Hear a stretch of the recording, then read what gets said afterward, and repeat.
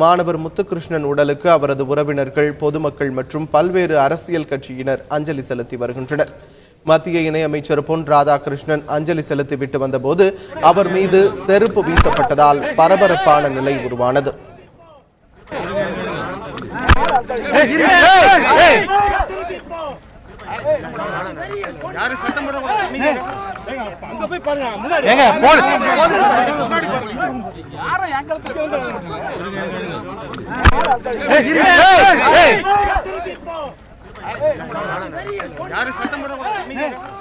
ஹோலி பண்டிகையின் அன்று இரவு அவருடைய விடுதியில் உணவு வழங்கப்படவில்லை. பொதுவாக எல்லா மாணவர்களுக்கும் ஒரு விடுமுறை நாள் ஆனதுனால எல்லாரும் வெளியே போய் சாப்பிடுவாங்க அப்படிங்கிறதுக்காக வழக்கமாக விடுறது போல் அன்னைக்கு வந்து இது பண்ணியிருக்கிறாங்க. ஆகையினால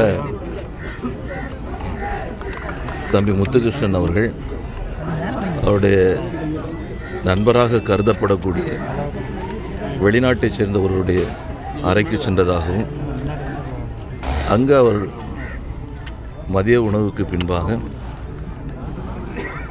தூக்கிட்டு தற்கொலை செய்து கொண்டதாகவும் செய்திகள் இருக்கின்றன. இது குறித்து விசாரணை நடத்தப்பட வேண்டும் என்று அவருடைய பெற்றோர், நண்பர்கள், நாம் உட்பட அதுக்கான முழு விசாரணை நடத்துறதுக்கு நாம் ஏற்பாடு பண்ணியிருக்கிறோம்.